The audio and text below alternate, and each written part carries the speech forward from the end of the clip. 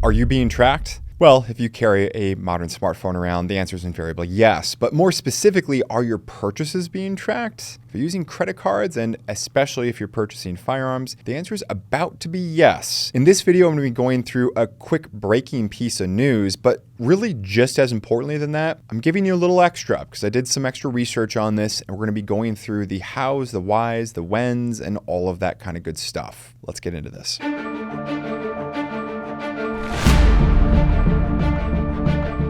We remain focused on continuing to protect and support lawful purchases on our network while protecting the privacy of cardholders. That's, of course, from the credit card company Discover. And if you've heard enough corporate platitudes, you know that that's probably the opposite of how things are actually going to pan out in real life. What's going on here? Discover is going to be the very first credit card company to implement code 5723. No, this is not an order from Emperor Palpatine to put some sort of mass genocide of the Jedis into place. 5723 deals with the International Organization for the Standardization of Credit Card Codes, otherwise known as the ISO. So, in other words, what's going to happen is if you make some sort of purchase using a Discover card starting in April of 2023, it's going to have a specific code. It will no longer just be some sort of generic retail or however else it's maybe categorized. It will actually come through as a 5723 code for gun and ammunition shops. And ostensibly, if you're wondering how the heck this got through, and we're going to be getting into the details in just a moment. But ostensibly, of course, this is going to be able to help law enforcement in order to solve homicides and crimes, all that kind of stuff. At least politically, that's the way that it's being run through the system here. The actual story is a little bit more nuanced. And I'm going to start up by noting that, of course, Discover handles all of 2% of the nation's credit card transactions. And if you're wondering who handles the most, the answer is Visa, with, depending upon which statistic you want to read, I've seen it as high as 66, I've seen it as low as 61. MasterCard's about 26%, American Express is 11%. So Visa 61, MasterCard 26, American Express 11. We're talking about that Discover 2%. But yes, the other credit card companies I'm sure will be coming up on this as well. So before I get into the nitty-gritty details, which you're going to want to hear, quick plug for the channel. Please show your support for the Second Amendment as well as this channel. Click like, subscribe, comment what you think is going to go on here, how you see this playing out, what do you think about what it is that I'm talking about here, and of course, share this video around on social media. So on with the show. So how did we get into this position where the ISO is passing this code? Well, as near as I can tell, based on combing through a number of different articles ranging from New York Times, Reuters, and others, there's a bank called Amalgamated Bank who made an application for this code back in early part of 2022. They argued in their application that this was necessary to identify credit risk potential. Right. Credit risk potential. This was turned down as near as I can understand from the ISO. They applied for the new code, this time getting broad support from politicians from generally anti-Second Amendment groups. And this time it went through back in September 2022. So this is now dealing with the implementation of this ISO code coming from September 2022. And again, this is important. How this went through the ISO is, well, we're dealing with credit risk. But now how it's being sold to the public is we're fighting crime. Right. Now, if you're wondering who the heck is Amalgamated Bank, because if you're like me, you've never heard of them. And if you're like me, you probably live under somewhere like a rock or something like that. So you may not hear about a lot of different things. So I had to do some research on who the heck is this Amalgamated Bank? Why are they pushing what seems to be a pretty obviously political agenda? And well, all the pieces kind of fell into place. Amalgamated Bank, according to the internet, which we always know is right, is the largest union-owned bank in the USA, majority owned by the Workers United, which is an SEIU affiliate, according to Wikipedia. Quote, Amalgamated Bank provides affordable and accessible banking to its customers, advocates for workers' rights, and promotes high standards of environmental, social, and corporate governance practices. Amalgamated Bank clients include progressive individuals and organizations like presidential campaigns, labor unions, and nonprofits, end quote. As near as I can tell, they seem to operate in 2 states, New York and California, as well as in Washington, D.C. Sounds like a political creature to me. And look, to be clear, on this channel, I discuss politics, but I'm not telling you who to vote for or anything like that. I've got my own views. You've got your own views. I don't really see much of a point as far as wading in and saying vote for this person, vote for that person.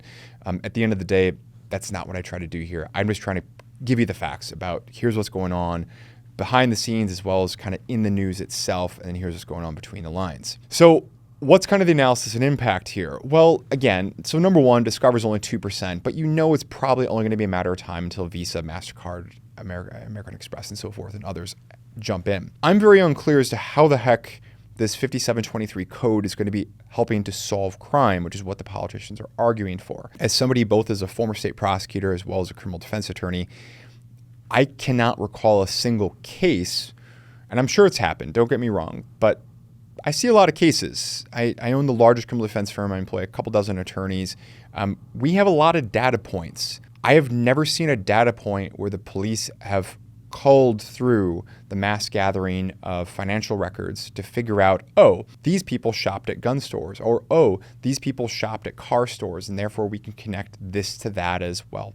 Hey, and I understand that maybe if you think that this is actually going to work, you'll say, well, Tom, of course you haven't seen that because we never had the 5723 code yet. Yeah, I get it, but this isn't going to happen that way. At least not if the Fourth Amendment works the way it is. We're going to have to see some sort of very broad, generalized warrants and subpoenas for mass harvesting information. And I'm telling you that local law enforcement, they're not going to have the resources to do this. So I don't really see this as solving crime in any helpful way. It's just empty virtue signaling, which brings me back to now the tinfoil hat side of then why are they doing this? And of course, the argument is going to be, well, this is a step towards creating some sort of registry. This is a step towards creating a list of individuals who are shopping and purchasing firearms and ammunition. So do with that what you will, comment section, but just putting my pragmatist hat on, that's the only meaningful effect I can see from this, at least given current technology. Maybe with AI algorithms and so forth and blockchain, maybe something else will come out of this someday. But I really see the dystopian effects as being potentially quite pronounced. On top of this, we've got the fact of, look, this is an ongoing weaponization and politicization of the financial system, which if you've tried to be purchasing firearms online or ammunition, mainly firearms online, and you haven't been able to use PayPal or something like that, then you're already aware of what I'm talking about. This is an ongoing attack in many senses of the term that we see really uniquely applied to the Second Amendment. Case in point, over the course of history, yeah, don't get me wrong, people kill people, people use weapons to get more lethal at killing people, but typically people have to be animated by something, right? People just, unless they have a screw loose, people don't just wake up, grab a weapon, whatever weapon that might be, or maybe no weapon at all, and they do something. Something has to animate their spirit to do it. That's where we get to books. More recently, that's where we get to movies, videos, the internet, things like that. So it seems like to me that if you actually want to be doing something, and to be clear, I am 0% suggesting that it is constitutional, moral, ethical, or anything of the sort to do this. But my point is that if you're trying to really, go full dystopia here, then really we should be creating some sort of registry of who's buying such books that correlate to problem children outcomes, like, rules for radicals, things like that. Pick something off the top of my head. We would be looking at who's visiting certain websites. We'd be looking at all those sorts of things. And again, I am 0% suggesting that this is the road we should be on. But yet, imagine if they tried to do that for First Amendment. Imagine if they tried to do that. But of course, Second Amendment, as we know, is a second-class right for many folks across the political spectrum, unfortunately, both right and left. And if you want me to elaborate that, I'd be happy to do so in another video. Guys, I hope you got something out of this video. I hope you enjoyed my one-take run through this. I don't always get to do that, but here we are. Hopefully I don't screw it up in the last couple seconds here. Thank you for sticking around. This helps us with the YouTube algorithm, just to be totally candid and transparent. If you've made it this far, please take a moment, show your support again for this channel. Click like, comment, subscribe, and share. It really helps us out, helps us grow, helps us get me out of the office. I'm pointing to the office. It's generally that way. And here into the studio to bring you this content and information. And as always, thank you very much. We'll see you in the next one. Guys, if you enjoyed this video, you might like some of the other content that we've been up to recently. Please feel free to check out these other videos. We'll see you in the next one.